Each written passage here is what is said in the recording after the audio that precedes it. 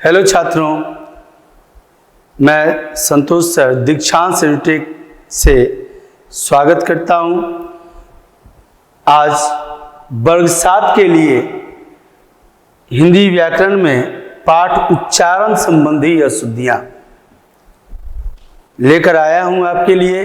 उच्चारण संबंधी अशुद्धियां, यह उच्चारण संबंधी अशुद्धियां हैं क्या चीज? हम कई बातों को उच्चारित करते हैं और उसको गलत तरीके से उच्चारित करते हैं, जिससे अर्थ का अनर्थ बन जाता है। अर्थ का अनर्थ बन जाता है। दोनों ही बातों का अर्थ अलग अलग हो सकता है और तब तो ज़्यादा ही असुविधा हो जाती है जब समझने वाला हम जिस बात को कह रहे हैं वो न समझते हुए कुछ और समझ ले। जैसे हम कई तरह की अशुद्धियां करते हैं उच्चारण संबंधी।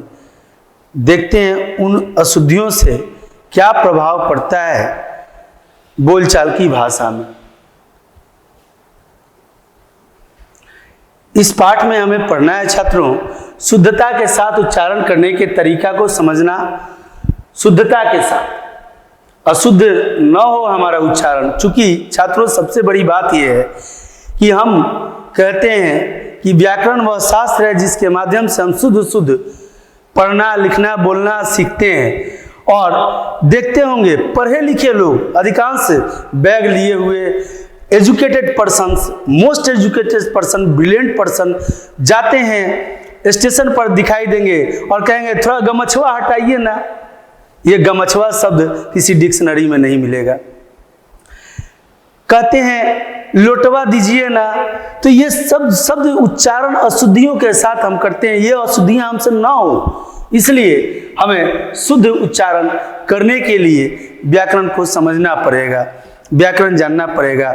व्याकरण की परिभाषा यूं तो सभी जानते हैं कि व्याकरण वह शास्त्र है जिसके माध्यम से हम शुद्ध पढ़ना लिखना बोलना सीखते हैं। लेकिन जब बोलने की बारी आती है तो तनी घसकिए ना। यह सिर्फ बिहार में ही नहीं है, बल्कि सभी प्रांतों में अब उस प्रांत की अपनी जो बोली है, जो उपभाषा है, वह अपने भाषा के साथ लग ही जाती है, जुड़ ही जाती है, इंक्लूड हो ही जाती है। लेकिन हम व्याकरण जानने के बाद अगर ऐसी अशुद्धियां करते हैं तो निसंदेह गलत करते हैं और इन गलतियों को कम करना हमारा ही दायित्व बनता है। अर्थात छात्र वो जो शिक्षा को ग्रहण करने के अंतर्गत उचित तरीके से उसका उच्चारण कर सके, उचित तरीके से उसका निर्वाहन कर सके, यही तो कर्तव्य है छात्रों का।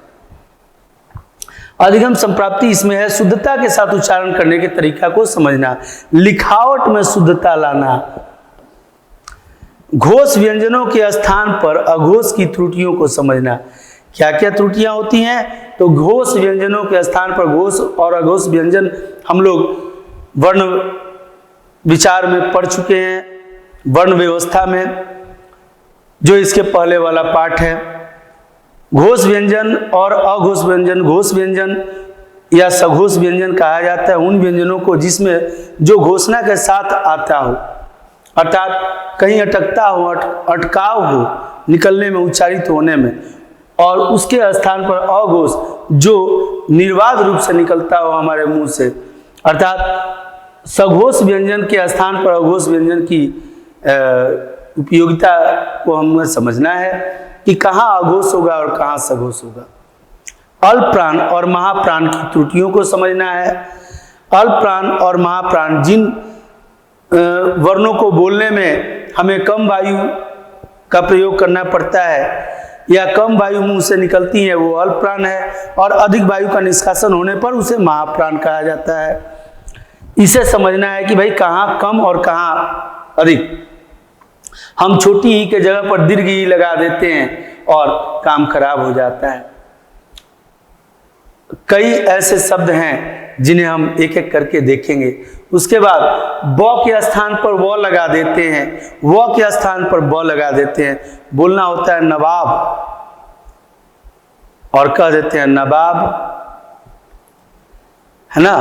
लाजवाब लाजवाब, ऐसा नहीं होना चाहिए, क्योंकि यह उच्चारण हमारा गलत है, त्रुटिपूर्ण है। और त्रुटिपूर्ण किसी भी तथ्य को, वक्तव्य को हम अगर कहीं भी बोलते हैं तो हमारी त्रुटियां सबके सामने आती हैं, और निसंदेह गलत को गलत ही कहा जाता है।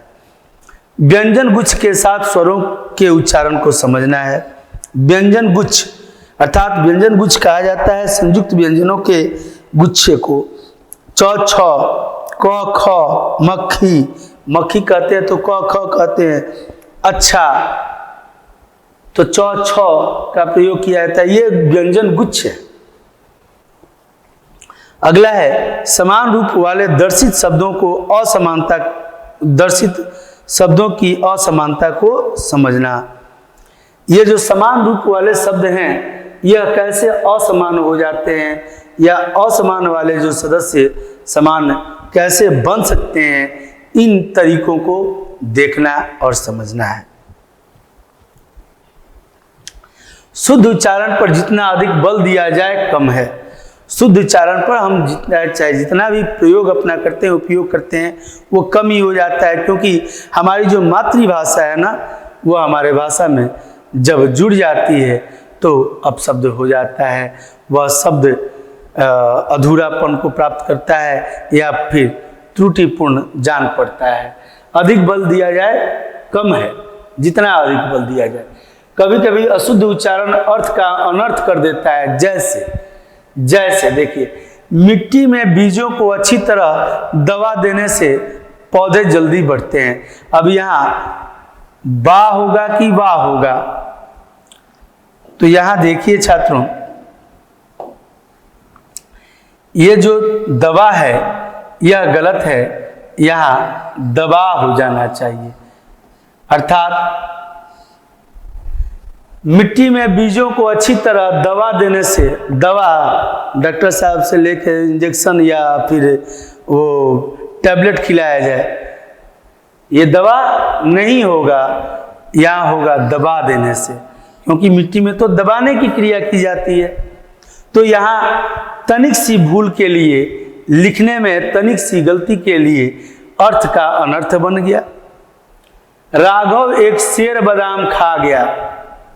राघव एक शेर बादाम खा गया, शेर और बादाम को खा गया राघव।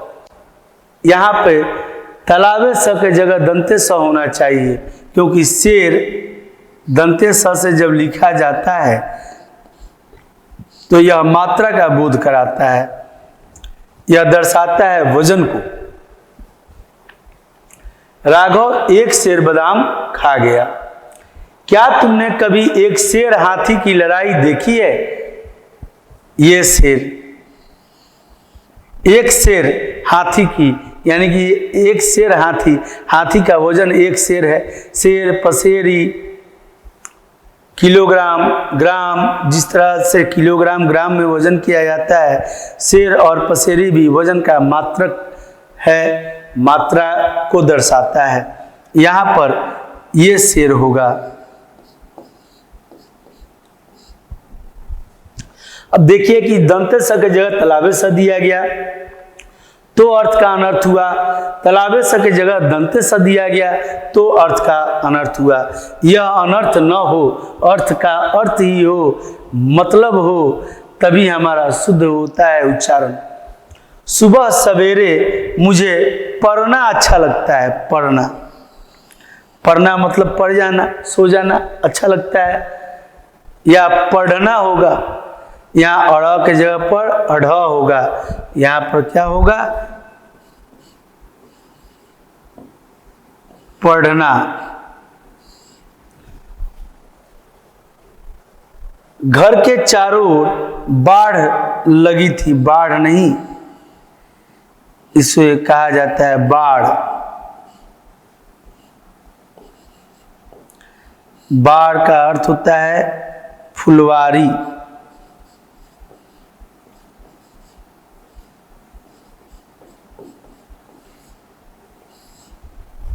बाढ़ का अर्थ होता है फुलवारी। उपरोक्त सभी वाक्यों में उच्चारण में अशुद्धियों का प्रयोग होने से अर्थ बदलकर अनर्थकारी वाक्य का निर्माण कर रहा है। मतलब ही नहीं समझ में आ रहा है कि भाई पौधे को दबा दें कि दबा दें। एक शेर बादाम कैसे खा सकता है कोई व्यक्ति? शेर आदमी को खाता है, आदमी शेर को खा गया। एक शेर हाथी, ये वजन क्या हाथी का वजन है? ये कंफ्यूजन बढ़ जाता है, अशुद्धाएं होती हैं और यह गलत माना जाता है। घोष व्यंजनों के स्थान पर अघोष और अघोष व्यंजनों के स्थान पर घोष व्यंजनों का प्रयोग होकर अर्थ का अनर्थ बनता है। जैसे शुद्ध भाषा है प्रकट,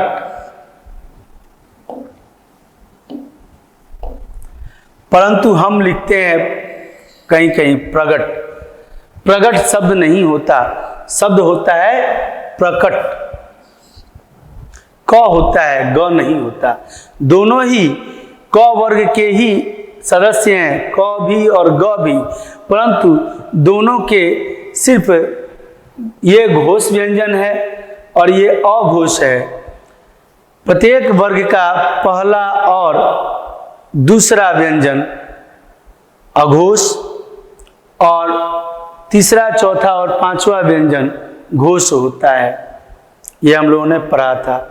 खद्दर, खद्दर ये ध नहीं होगा, ये गलत है। खद्दर ये होता है सही। नचतीक, नाचदीक नहीं, ये गलत है। या नजदीक इस तरह से होगा। काकच, कागज, कागज नहीं बल्कि कागज होता है और ज के नीचे हल्फ होता है। इस नीचे बिंदु को क्या कहा जाता है? हल्फ। हल्फ या नुक्ता भी कहते हैं।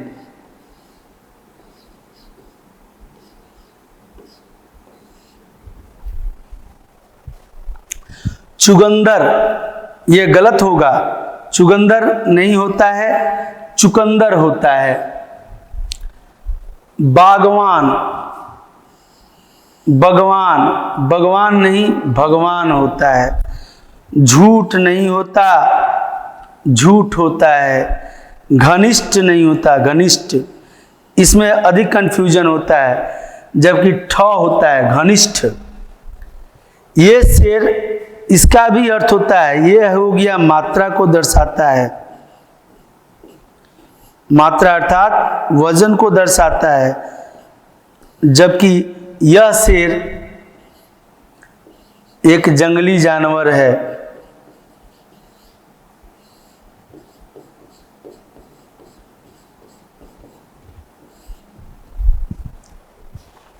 बाढ़, ये बाढ़ जो है ये नदी या तालाब के माने जल बहाव को, जल का बहाव दर्शाता है।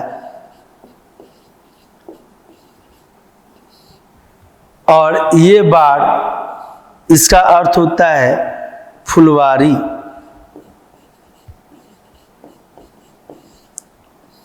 या बगिया।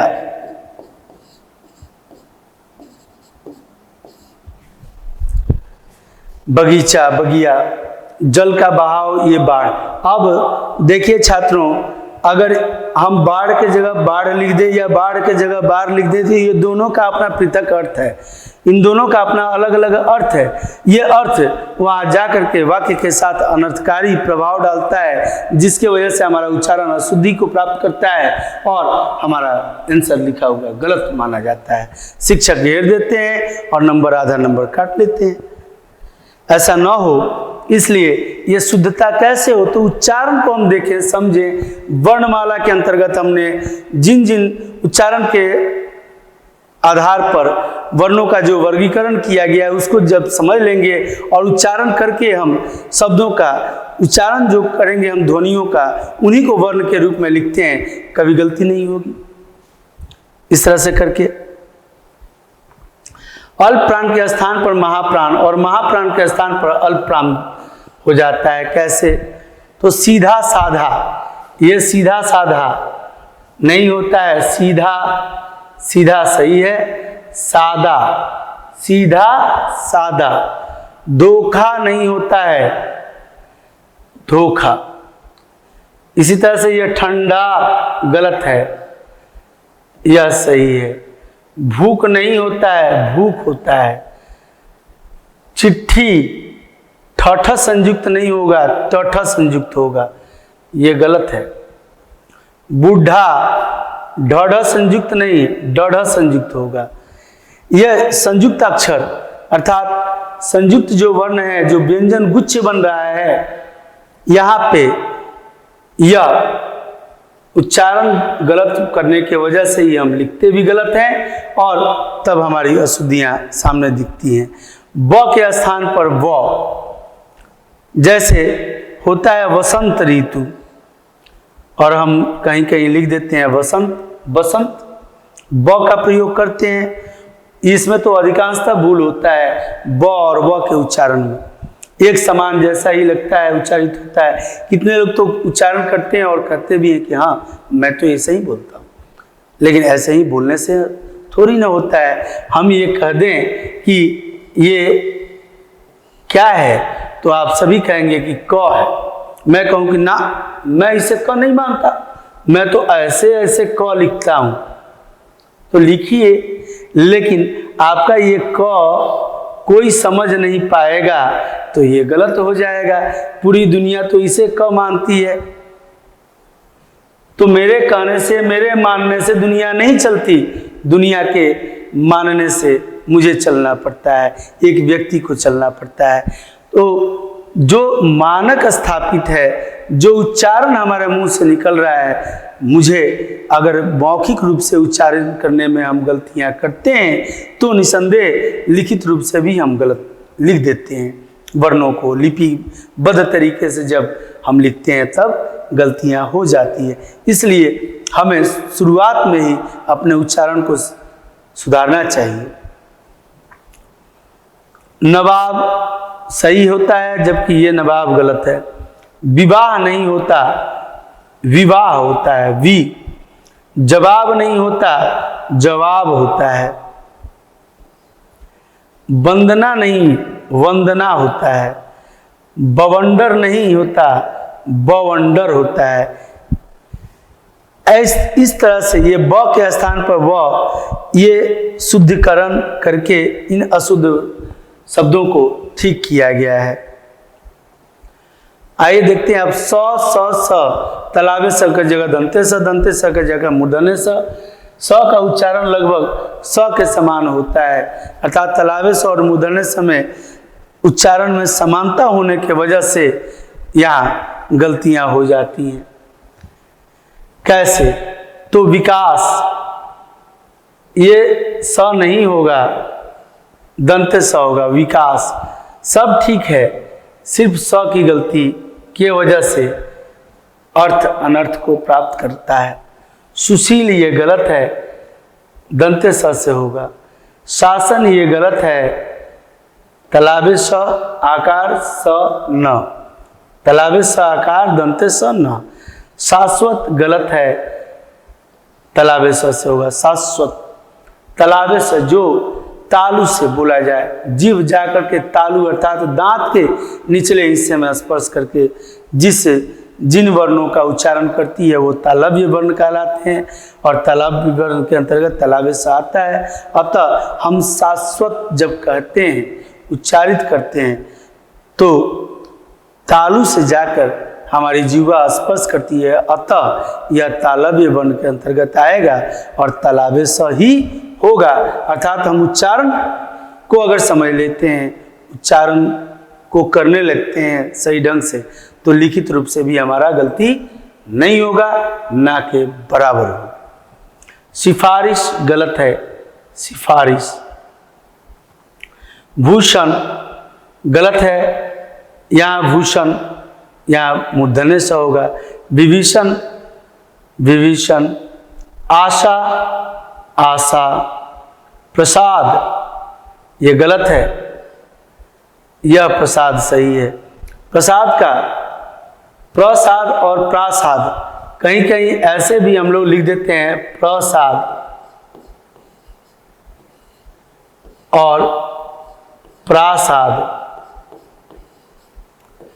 इस प्रासाद का अर्थ मकान होता है, घर भवन होता है, जबकि इस प्रसाद का अर्थ ईश्वर का भोग होता है, जो ईश्वर के सामने हम समर्पित कर दिए। छात्रों, प्रसाद में एक बड़ी बात दिखती है कि किसी के घर पूजा हो रहा है, सपोज कीजिए, मान लीजिए कि आपके ही घर पूजा हो रहा है, आपने खीरा लाया, कून लाया, ककड़ी लाया, सेव, केला, जो भी आप फल कंद ला करके अपने पूजा में उपयोग किए, लेकिन जैसे ही उसे काट करके ईश्वर के सामने समर्पित कर दिया गया, आपका अधिकार, एकाधिकार खत्म हो गया। अब वहाँ पर जितने लोग कथा पूजन में, आयोजन में यहाँ वहाँ मौजूद हैं, उन सबका अधिकार उस प्रसाद पर हो गया, क्योंकि वो प्रसाद अब किसी व्यक्ति विशेष का नहीं बल्कि ईश्वर का हो गया।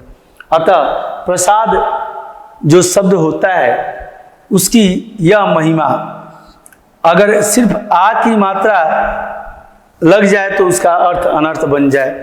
भगवान का प्रसाद दो, अब प्रसाद की जगह प्रासाद हो गया तो भगवान का घर दो, घर ही मांगने लगे। प्रशंसा गलत है, यह सही है। मनुष्य दंते स नहीं होगा, मूर्धन्य स होगा, पोशाक में तलावे स होगा। शंकर, अब इस शंकर का भी अर्थ होता है, इस शंकर का अर्थ होता है मिलाना या मिलावट।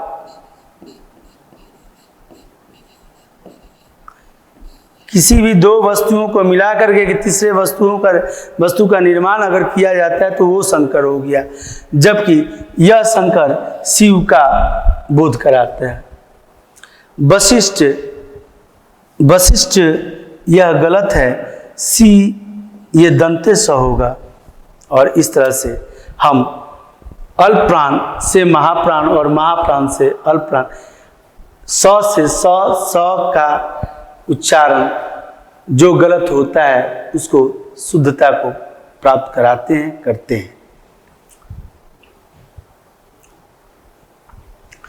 न के स्थान पर अड़ का प्रयोग एवं अड़ के स्थान पर न का प्रयोग, कई बार हम ऐसी भूल गलतियां कर बैठते हैं जहां होना चाहिए बड़ी न, ये इसे बड़ी न के नाम से भी जानते हैं और यह छोटी न के नाम से जाना जाता है। यह त वर्ग का सदस्य है जबकि यह ट वर्ग का है, दोनों ही स्पर्श व्यंजन के सदस्य हैं, लेकिन न से नल, नाला, नथुनी, नकबाली, नाक, लेकिन इस अड़ से कुछ ना, इतना अंतर है इन दोनों में। और जब इसे किसी वाक्य के अंतर्गत शब्दों में प्रयोग करके हम गलत उच्चारण के साथ लिख देते हैं तो उसका अनर्थ बन जाता है। जैसे पुण्य, ये गलत है, सही है। परिणाम, यहाँ न बड़ा वाला रहेगा, प्रणाम बड़ा रहेगा। रामायण, इस न के स्थान पर गलती हो रही है। प्रमाण, ये सही है। कल्याण, ये सही होगा। गुण, गुण अड़ रहता है। गणनीय, इसमें एक न बड़ा और एक छोटा रहता है। ठीक इसी तरह से छ के स्थान पर छ, यह छ जो है यह स्पर्श व्यंजन का है सदस्य, जबकि यह छ अन्य व्यंजन के अंतर्गत आता है, संयुक्त व्यंजन के अंतर्गत। और इस छ के संयुक्त व्यंजन के अंतर्गत आने से इस छ का निर्माण दो व्यंजनों से मिलकर बनता है, क और स, जबकि यह छ जोड़ अ कर देने पर यह छ बन जाता है और इसमें अ अलग से युक्त होने पर यह तीन वर्णों से बना हुआ एक वर्ण है जबकि यह अकेले एक सिर्फ स्वर वर्ण के सहायता लेकर के अपने आप को व्यंजन बनाता है। अतः इन दोनों में कितना अंतर है, और यही अंतर जब शब्दों के प्रयोग में इसका करते हैं तो हो जाता है। जैसे अब यह अंतर वर्ण विच्छेद जब करने जाते हैं तो हमें बहुत ही परेशान करता है। अतः इसके उच्चारण को सही ढंग से समझना आवश्यक है हमारे लिए। लक्ष्मण, परीक्षा, यह सही है। परीक्षा, यह देखिए इसका भी मतलब निकलता है। इसका अर्थ हो गया, इस परीक्षा का अर्थ हो गया पर जोर इच्छा।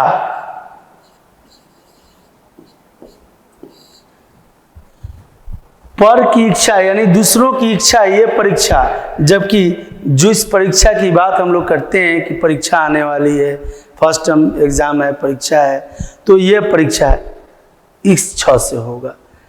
अब यहाँ लिख देते हैं छिद्र, जबकि यह छ वाले छद से होगा। नक्षत्र गलत है, यहाँ ये छ होगा। स्वच्छ ये गलत है, यहाँ स्व अक्ष स्वच्छ। इस तरह से इनके उच्चारण स्थान से इनकी अशुद्धियां पता चलती है और इसे दूर भी किया जाता है। अ के स्थान पर आ, अ स्वर वर्ण है, आ भी स्वर वर्ण है, लेकिन यह हर्ष स्वर है।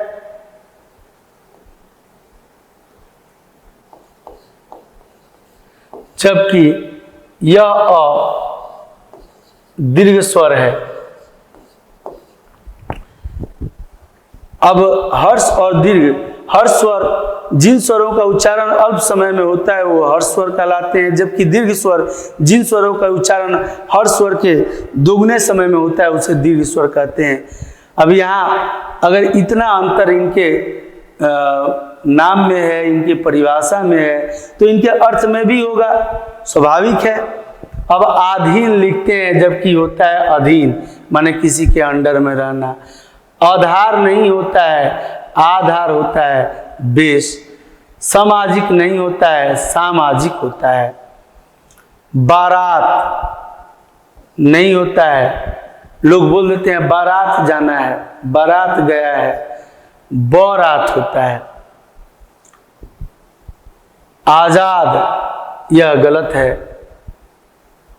आजाद नहीं आजाद होता है। दरोगा नहीं होता है, दारोगा होता है, शुद्ध शब्द। इसी तरह से व्यंजन गुच्छ के आरंभ में अ का उच्चारण, जैसे स्कूल, स्कूल शब्द यूं तो हिंदी भाषा का शब्द है ही नहीं, विद्यालय कह सकते हैं, पाठशाला कह सकते हैं। स्कूल अंग्रेजी भाषा से आया हुआ शब्द है जिसे हम विदेशज शब्द के अंतर्गत रखते हैं। स्कूल में ई का उच्चारण पहले हो गया, जबकि अ का उच्चारण होगा स्कूल कहा जाएगा। स्नान, स्नान अ का उच्चारण आएगा सबसे पहले, लेकिन लिखा इस तरह से जाएगा। स्थान, इसमें भी अ नहीं रहेगा, स्थान ऐसे लिखा जाएगा। स्नेह, स्नेह नहीं होता है, स्नेह होता है। स्थिति, ये ई नहीं रहेगा, स्थिति इस तरह से लिखा जाएगा। इतनी त्रुटियों के साथ जब हम अगर लिखते हैं तो हमारी गलतियां अधिक होती हैं। इन त्रुटियों को हम आसानी से कैसे ठीक कर सकते हैं, तो आसानी से ठीक कर सकते हैं। उच्चारण करके पहले देख लें, वर्ण विचार के अंतर्गत जो हम लोगों ने पढ़ाया है उसको आधार बना के उच्चारण करते समय ही हम उसको पकड़ें कि ये बोल रहे हैं हम, तो जीवा को कहाँ सट रहा है मेरा जीवा, या आधा सट रहा है नज़दीक निकटवर्ती क्षेत्रों से होकर के यह आवाज़ निष्कासित हो रहा है हमारे मुंह से।